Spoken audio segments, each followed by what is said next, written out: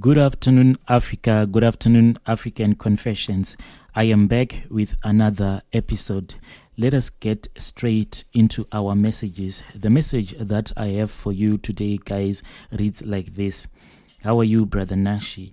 I have my own story that I want to share with you. I am looking for advice. Before I share my story with you, I know that out there, many will say that, is it not what you were looking for? But for now, please don't judge me. All that I need from you guys is some advice, because my brother, I have repented of all the things that I used to do in the past. Now I am in pain and I need help, because I just feel that it is better if I were to die. My brother, let me give you a brief background of my story. Let me go back in the past. When I was only a young girl, that is when I started this business of becoming a prostitute. I was a prostitute and I have been a prostitute all of my life. After I had became a prostitute, I ran away from home and I came to the city. I was with my friend because my friend had told me that her sister had said that she should get out of the village and come to the city because there was a job offer for her in the city. So I joined my friend. We went together to the city. But let me say that it was not my friend who made me to become a prostitute, but I became a prostitute because all my life I just wanted to be a prostitute. So growing up, I only preferred to date married men, and I loved men. I don't know why, but that is the way that I am. It was not my friend who taught me to become a prostitute. It was already in my blood. I remember that when I was only in grade 7, that is when I lost my virginity. After that, I became so wild and I preferred to date married men. I didn't care if that man had kids or what. That is all that I wanted to do. I just loved men. Then I started to go to taverns. I just enjoyed being around men. When I arrived in the city, I never looked for a job. I just continued being a prostitute. Then I went to this traditional healer. What that traditional healer did to me is that he took a razor blade, then he made some markings on my thighs and he inserted some herbs in those markings that he had done with the razor blade. The markings that were done on my thighs, he said that this ritual that we had just performed, it was a way for me to get customers. If I were to look at a man and if that man looks back at me, he'll just approach me and he'll tell me that he loves me so much. Because of this ritual that had been performed on me, men kept on coming to me. I had so much money that I ended up buying my own house in the city. I don't have a child. I don't have anything, but material wise, I am okay. Even though I was just a prostitute, I managed to achieve things that other people can never achieve in life. So what then happened this other day, I went to this local club, and that club, it is just not a normal club, but it is a VVIP club.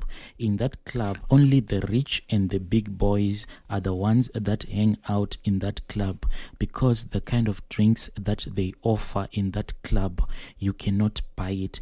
As for me, I was just a low-class prostitute, so I never bothered to enter into that club. So there was this other day, I don't even know what had gotten into me. I just ended up getting into that club. When I arrived into that club, there was this other gentleman. He just looked at me. But when I looked back at him, I saw that this was just a small boy. He was just a young man. I looked at him and he looked at me. Then he called me over to where he was sitting. Then I went to where he was sitting and I sat down. When I looked at him, the clothes that he was wearing, the jewelry and all the drinks that were on the table, I saw that indeed this was a wealthy young man. When I sat with him, he said that he wanted to spoil me like I had never been spoiled before, and I quickly agreed. My brother Nashi, I started to chop his money. Throughout the night, I was chopping this young man's money. Me and him, we were just seated in the corner. It was just me and him. Sometimes we would go out. There was this braai stand, and on that braai stand, the meat that was there, it was very expensive. After that, we would go back into the club. Then it was somewhere around past 2 a.m. that young man said to me, "Baby, I think let us call it a day. Let us go back to my place, and I want to give you something that you have never been given in your life." So we went to his car. Then I got into his car and he drove me to his place. When we arrived at this young man's place, I was so amazed because the house was so big. It was like a mansion, and it was such a beautiful house, and there were a lot of cars at this young man's house. Cars were parked everywhere. It was as if he had a car sales garage at his house. When we entered into the compound, he quickly locked the gate. Then he parked his car in the garage. But what amazed me is that this young man said that we are not going to enter into the house using the front door, but we are going to enter through the window. So I just thought that maybe this young man's wife is at home. And I was so angry at him. I asked him, "Why have you risked my life like this? What are you going to do if your wife walks in on us? Are you trying to get me killed? What you should have done is that you should have booked a lodge so that you can drive straight from the club. Then we can spend a night at the lodge." But by that time, this young man had just changed. He was no longer that young man that I had met at the club. His eyes had changed. They were so blue. I have never seen such eyes in my eyes. His eyes were just blue. Then he gave me a sign, and the sign was that remove all of your clothes if you still want to live. So I started to remove my clothes. After I had removed all of my clothes, he made another sign and he said to me, "Remove your panties." I wanted to refuse, but I knew that if I refused, this guy might kill me. So I was afraid. I just wanted to save my life. So I removed my underwear. But me removing my underwear, I had not agreed to do that. He had forced me to do that. This young man had totally changed his behavior. His character had changed. It was not that same sweet guy that I had met at the club. After I had removed my panties, I saw that someone had opened the door. My brother, when the door was opened, I saw something that I had never seen in my life. There was this very short boy that entered into the room. This small thing entered the room and it was holding a plate with soft porridge. What that short boy did is that it walked over to where the bed was. Then it placed that plate of soft porridge on the bed. It then turned around and walked out of the room, then closed the door. When we were left alone, it was me and that young man.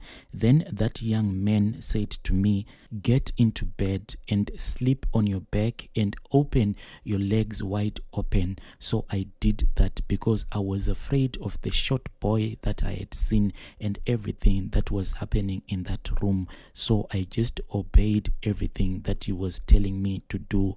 I went into bed and I slept on my back. Then I opened my legs wide open. That young man then started to eat that soft porridge. What he was doing is that he would take that soft porridge which was in that plate, then he would rub that soft porridge on my private parts and he would eat that soft porridge. He ate that soft porridge just like that each and every time, rubbing it on my private parts until it was finished. When that young man had finished eating, he just left me in that room alone. But what he did not exit the room using the door, but he exited the room through the window which we had used to get into that room. He just left me in that room. after a few seconds, I heard that in the garage, that same car that he had used to drive me from the club to his house, he had started the engine of that car. He then reversed the car out of the garage, then drove away. After that young man had left me in that house, I suddenly saw that there was a snake in that room which I was in, but that snake was very big. What that snake did is that it coiled around the bed whilst I was still in that bed. Then it started to have sexual intercourse with me. That snake had sexual intercourse with me for the whole night. When it was in the morning, I tried to get out of that house, but I saw that all the doors to that house were locked. So I just sat in that room as I cried.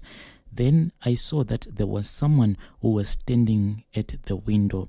That person then offered me a plate of food. It was a girl who offered me that plate of food. I asked for help from that young girl that had offered me food through the window, but she never looked at me and she didn't speak with me. She just remained quiet. When the evening came, that snake came back into that room. Then the rest of the night it had sexual intercourse with me. This happened for the whole week. That snake would come to me in the evening, then it would have sexual intercourse with me. When the 7 days were finished, I just woke up, and when I woke up, I saw that I was not in that room anymore, but I was in the middle of the forest, and by my side there was a bag. In that bag there was money. When I returned back home, I saw that in that room there was money which was equivalent to 9,000 US dollars. My brother, if you were to ask me, can you go with me and show me that house that you spent 7 days in? I don't even remember. The only thing that I remembered is that after 7 days, I woke up and I was in the forest with a bag of money by my side.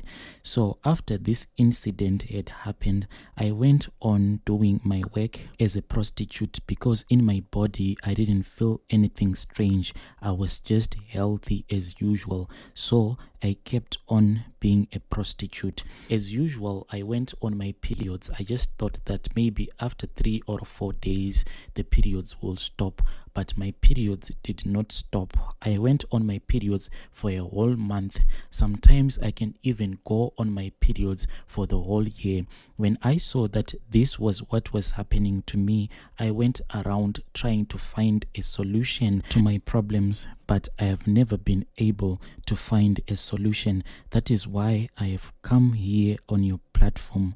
What is happening to me now, Brother Nash, is that same snake that used to come to me in that room when I was in that young man's house for 7 days, now that snake, it is coming to me. It is like a vision when these things happen to me. Whenever I am on my periods, that snake just comes to me. This can happen during the day or at night, it doesn't matter.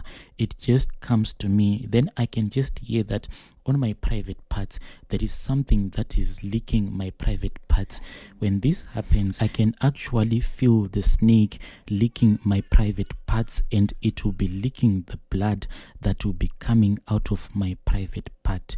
My brother, I have tried to wear maybe 2 or 4 trousers, thinking that maybe that snake would not come. But like I told you, this thing happens like it is a vision. I can just feel that down there is something that is licking my private parts. My brother, I have suffered and I am tired. I just wish that death would come to me soon enough because I am in pain. I am afraid that I'll end up losing my mind. I went back to that club thinking that maybe I'll see that young man again, but ever since that incident happened to me, I have never seen that young man again in that club. The only thing that I remember is that I just woke up in the middle of the forest. My brother, I don't know if you know anyone who can help me. I don't know how I can make these visions to stop. That is all that I want. I just want these visions to stop, my brother. I don't know if you can help me." Dear listeners, right there was a message that I received from Anonymous. Such a sad story, such a sad story. Guys, let us be careful out there. Let us be careful. I'll be back with another episode.